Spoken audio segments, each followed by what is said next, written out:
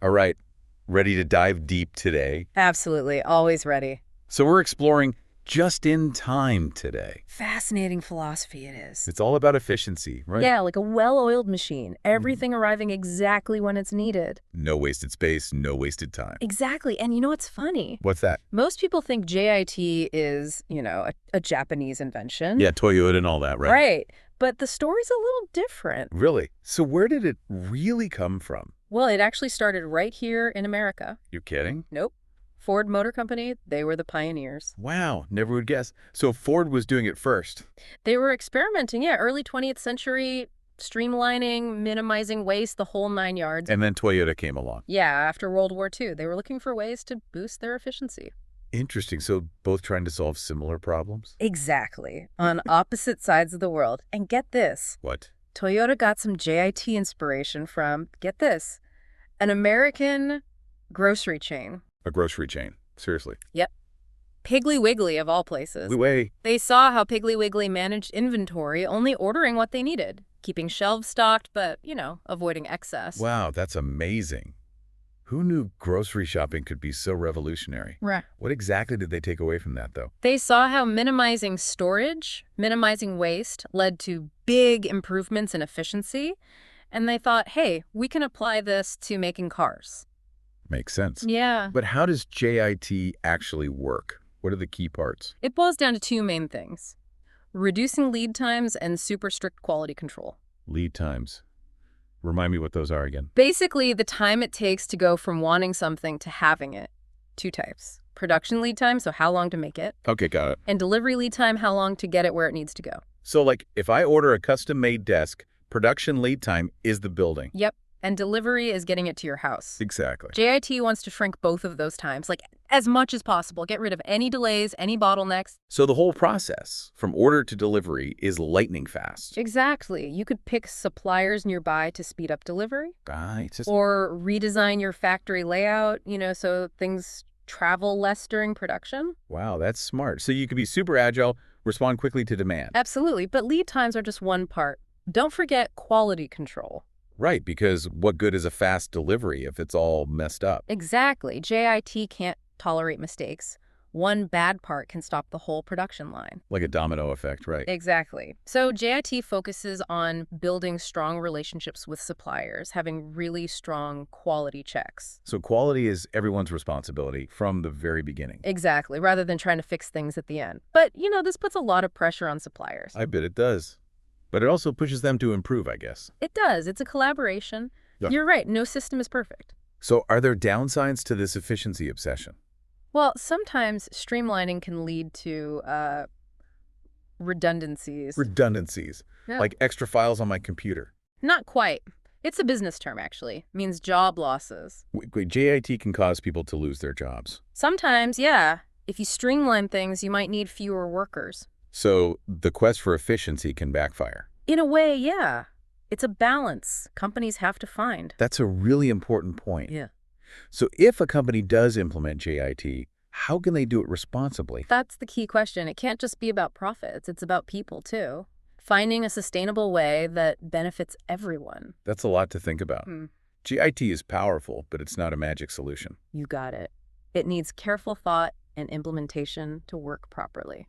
This is fascinating, and I feel like we've only scratched the surface. Oh, there's so much more to explore. Ready for the next level. Absolutely, bring it on. Back again for more on Just in Time. Before we dive into, the nuts and bolts of how GIT actually works, in real life. Yeah, sure. Let's take a step back. Look at the bigger picture for a second. Okay, zoom out for me. What's the context? Well, JIT, it's not just some random idea, right? Right. It's part of this bigger trend in business and manufacturing. Think about the early 1900s. Mass production was king. Yeah, companies churning out tons of identical products. Exactly. Efficiency was all about economies of scale. Like Ford's assembly lines, that kind of thing. Bingo. Revolutionary stuff back then.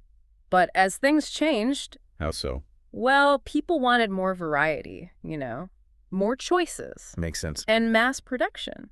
Yeah. It wasn't so flexible. Right, if you got tons of stuff in stock and suddenly nobody wants it. Exactly. Big financial risk, waste of resources, too. So JIT came along as a kind of a response to that. You got it. A total shift away from the old ways. It's all about lean manufacturing, cutting waste, being flexible, making stuff only when there's a need. JIT is like the evolution of manufacturing, huh? Exactly. From mass production to something much more nimble. Agile, responsive. Right. It's not just efficiency. It's about adapting quickly. Yeah. To market changes, to what customers actually want. So JIT lets companies be more, Nimble, quick on their feet. yeah, exactly. Yeah. Okay, but let's get back to, the practical stuff. Sure. Lead times and quality control, the two big pillars of JIT.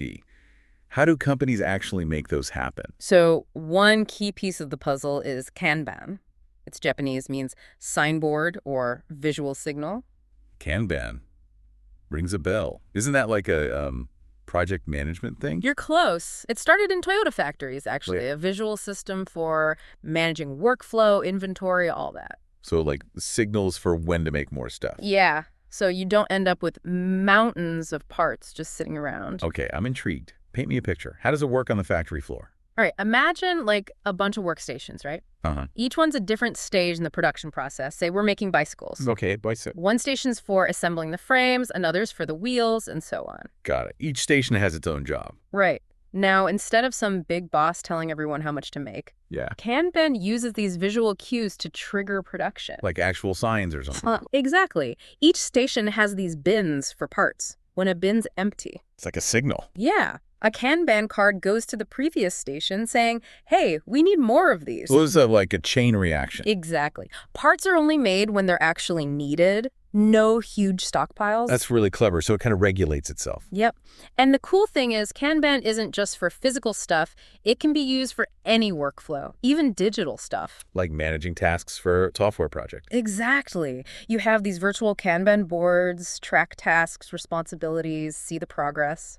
So JIT is not just about factories and cars. Nope. It's a way of thinking. It can apply to anything where efficiency matters. This is blowing my mind. Okay, so we've got waste reduction, Kanban. Yeah.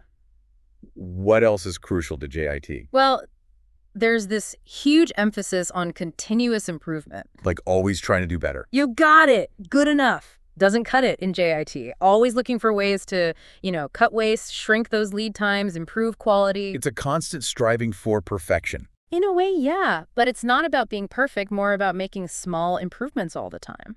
I like that. Progress over perfection.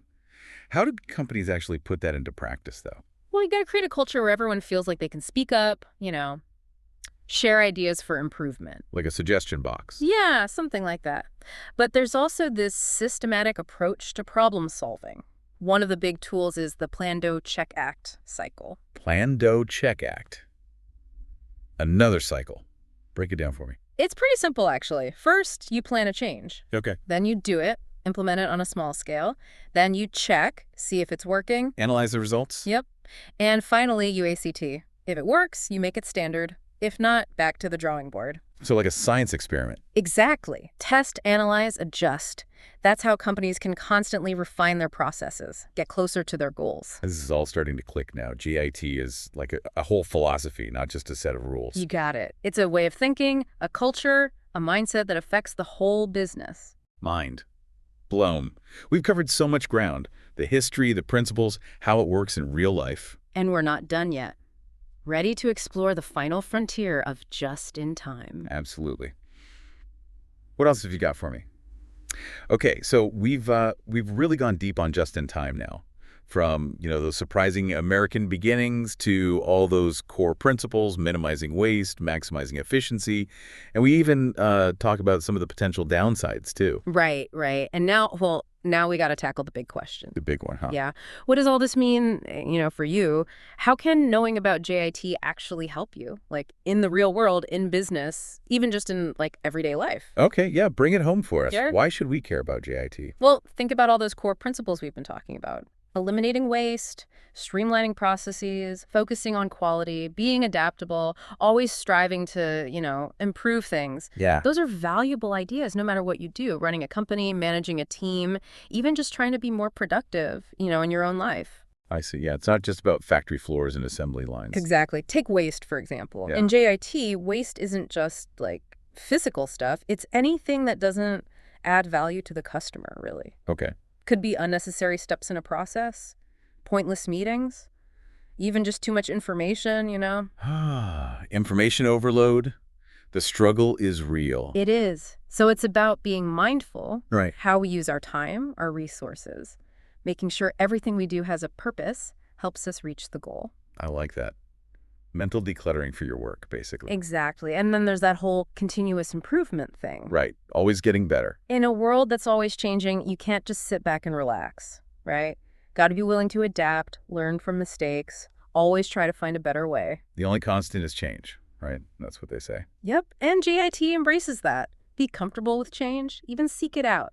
Use it to improve things. Makes sense. So JIT is, it's not just about systems, processes, all that technical stuff. Not just that, no. It's about people, too.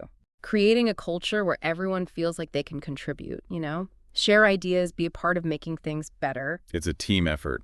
It is, and that's where leadership comes in. To really make JIT work, you need leaders who can inspire people, build trust, be transparent, make sure everyone feels valued. Sounds like a pretty tall order. It is, but it's worth it. Because, you know, at the end of the day, JIT isn't just about efficiency. It's about creating a better way of working, a better way of doing business, even a more fulfilling way of living, I'd say. Wow, yeah.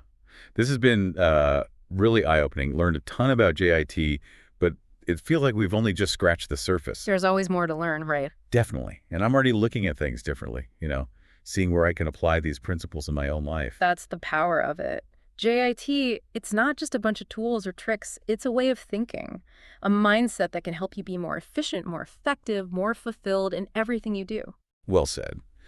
So, as we wrap up this deep dive, I really encourage everyone listening, take a minute to think about what you've learned. Yeah. How can you apply JIT to your own work, your projects, even your personal goals? What can you do to eliminate waste, streamline things, create that culture of continuous improvement in your own life? Remember, the journey never really ends. We can always grow, learn, become better. Couldn't agree more. Thanks for joining us on this awesome exploration of just in time. My pleasure. Until next time, keep those minds curious and keep striving for excellence in everything you do.